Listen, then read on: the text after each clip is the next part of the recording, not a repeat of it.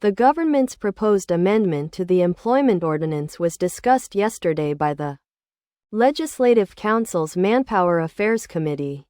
Concerns were raised regarding ensuring unimpeded international exchange for labor unions, and the potential impact if a union's international affiliation is later deemed a political organization. Secretary for Labor and Welfare, Chris Sun, emphasized that the amendment will not impede international union exchanges, clarifying that attending international conferences and networking do not constitute affiliation.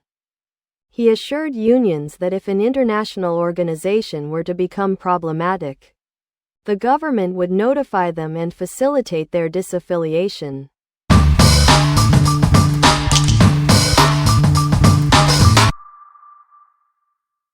Associate Professor of Law at HKU, Li Xueqing, was acquitted on a charge of defrauding HKU of over 720,000 Hong Kong dollars in housing allowance.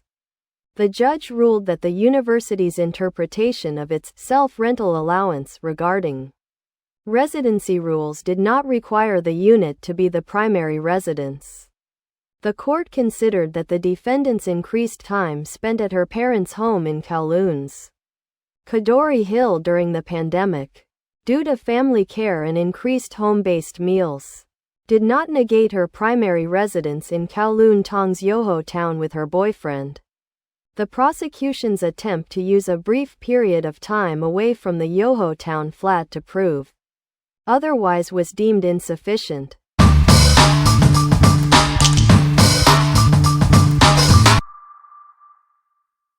A transportation worker accused of violently shaking a young girl in 2020, causing a fatal brain hemorrhage, pleaded not guilty to murder and his trial continued yesterday in the High Court.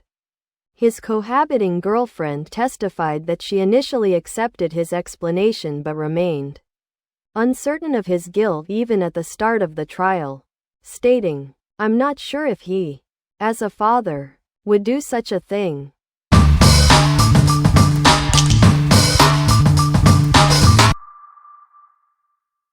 A 34-year-old male teacher was arrested and charged with 4 counts of voyeurism for allegedly using a hidden camera to film 2 women in a restroom at a secondary school in Sim Sha Tsui last year. The case was adjourned until April 23. Pending further investigation, the defendant was released on $100,000 bail.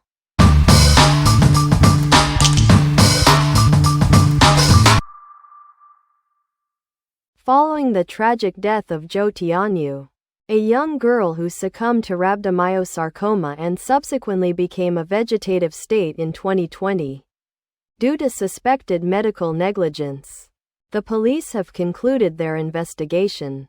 After reviewing the case, the Department of Justice has decided not to pursue criminal charges.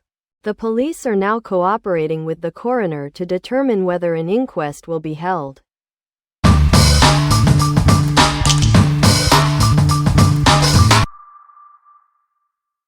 The Hong Kong government's new industrial acceleration plan successfully launched its first project yesterday. Zhengmei Pharmaceuticals, a recipient of a 600 million Hong Kong dollars government subsidy, 200 million Hong Kong dollars government investment, will establish 10 intelligent production lines in Hong Kong to manufacture sterile eye drops, solid dosage forms, and oral liquid medications. Production is expected to begin by the end of next year, with projected break-even by 2030. Secretary for Innovation, Technology, and Industry, Sun Dong, affirmed the government's commitment to streamlining regulations and providing comprehensive support, including funding and land allocation, to facilitate the establishment of advanced manufacturing facilities. He also instructed the Innovation and Technology Commission to expedite approval processes.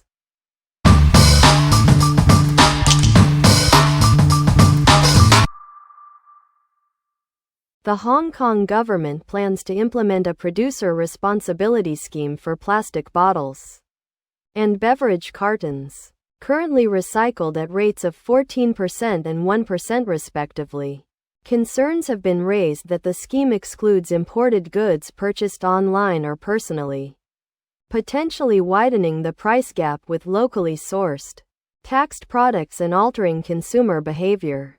The Secretary for the Environment and Ecology, Mr. Zhe Qin-wan, expects the plan to achieve 75% plastic bottle and 50% beverage carton recycling rates within 6 to 8 years, with the timeline subject to review.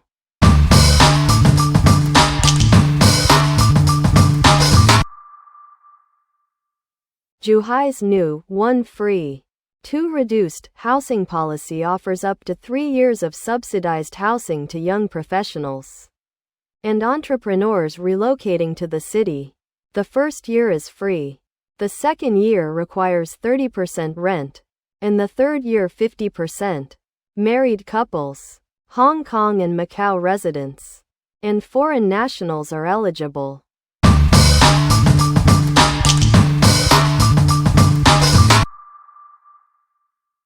During a recent business trip to Shenzhen, I observed a pedestrian walkway divided in two. One side marked for pedestrians, the other for bicycles. See image. This was clearly intended for pedestrian and bicycle segregation. While the bicycle lane lacked bicycles, it was heavily used by electric bicycles. However, the effectiveness was undermined by pedestrians using the bicycle lane and electric bicycles using the pedestrian lane, resulting in congestion and near misses on the now narrower pathways.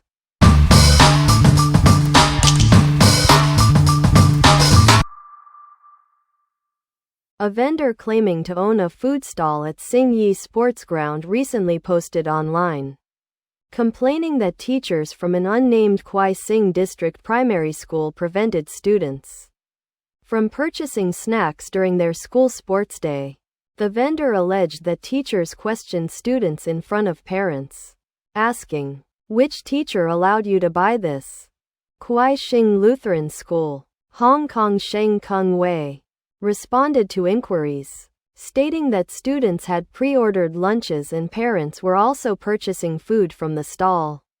The school reported receiving no parent complaints regarding the arrangements and emphasized that future events will involve coordination with stakeholders and relevant departments to prevent misunderstandings.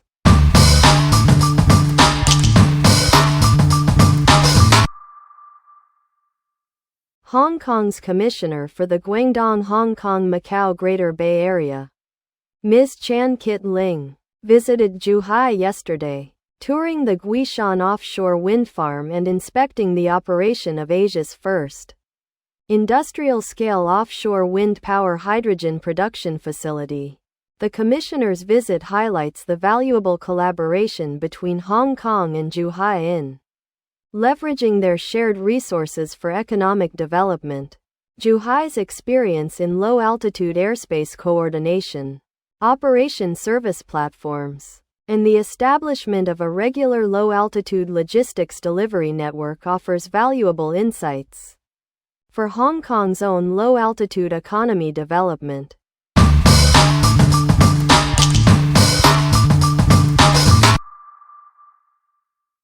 The Labor Department is holding a free job fair on 26th and 27th at Tai Po's Tung Chung Street Community Hall, offering over 3,700 job vacancies across various sectors, particularly targeting mature job seekers.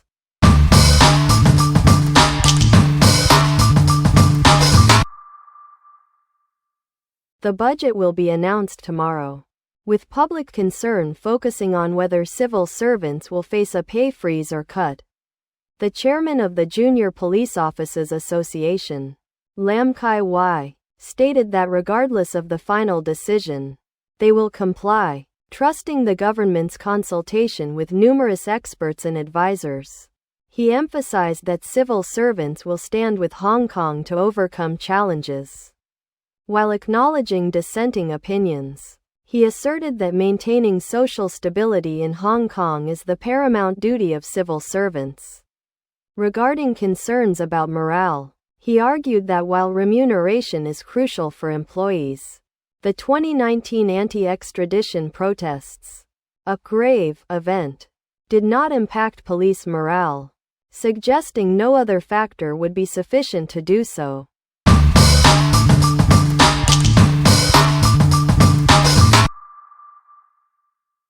Executive Council member Ronnie Tong clarified remarks he made about Hong Kong's fiscal deficit, stating that his comments on the lack of a popularly elected government contributing to public resistance to austerity measures were misinterpreted. He apologized for any misunderstanding, emphasizing that he wasn't suggesting democracies are inherently immune to fiscal deficits.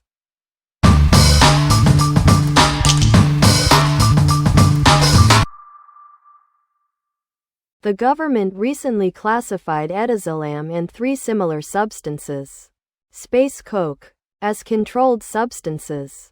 This week, the Security Bureau's Narcotics Division and the Education Bureau are jointly holding anti-space coke week activities in schools across Hong Kong, including lectures, screenings of anti-drug films, and theatrical performances, to educate students about the dangers of these substances and strengthen their resolve to stay drug-free.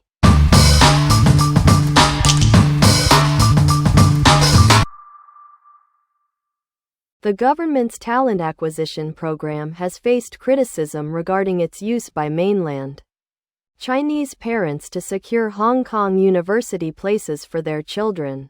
Some intermediaries claim to assist parents who have no intention of living in Hong Kong in obtaining dependent visas for their children, allowing them to take the DSE exam and gain admission to universities as local students. Even prominent figures like Vice Chairman Liang Junying have commented on this issue.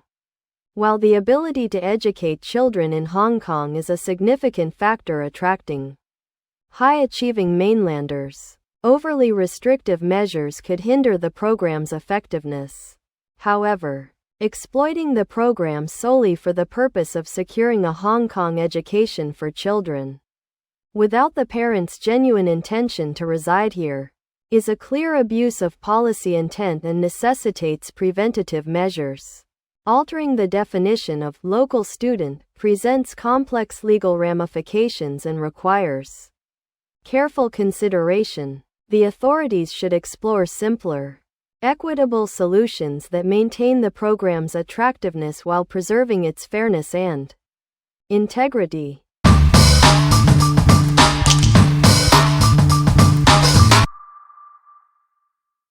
Former Chief Executive and Vice Chairman of the National Committee of the Chinese People's Political Consultative Conference, CPPCC, Leung Chun-ying, expressed concern that some mainland residents participating in Hong Kong's talent acquisition schemes are returning to the mainland immediately after arriving, suggesting they are exploiting the system for benefits such as easier travel and access to local schools for their children. He argued this contradicts the scheme's intended purpose. The Labor and Welfare Bureau responded that integration into the local job market takes time and renewal of visas, and ultimately remaining in Hong Kong, depends on individual circumstances. The Bureau emphasized that even for non-employment-linked talent schemes, renewal conditions ensure that those granted visas are contributing to Hong Kong society.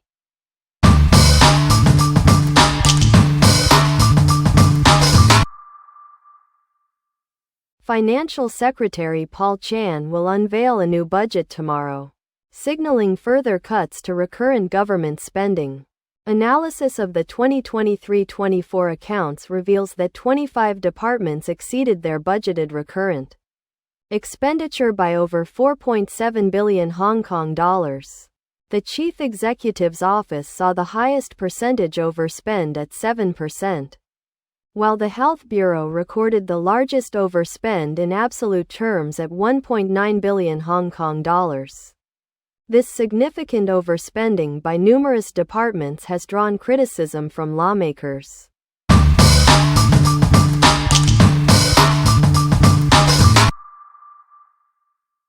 Legislators have raised concerns about streamlining public works project approvals to prevent cost overruns. The Development Bureau reported that of 240 completed Class A projects over the past 5 years, only 16 required supplemental funding, approximately 3 billion Hong Kong dollars, due to unforeseen circumstances such as the pandemic and severe weather. This represents about 3% of the total budget, and was offset by surpluses from other projects.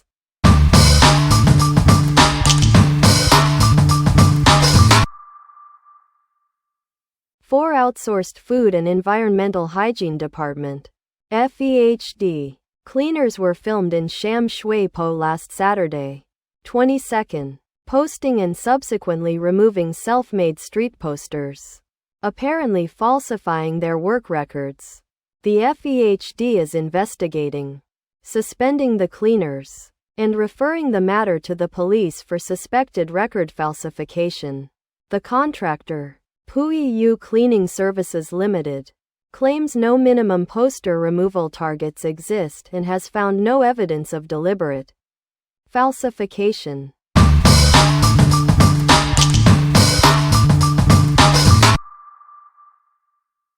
A 30-year-old mother has been arrested for suspected child neglect after her newborn baby boy was found dead in their apartment in Lido Garden, Sham Tseng. Police are investigating.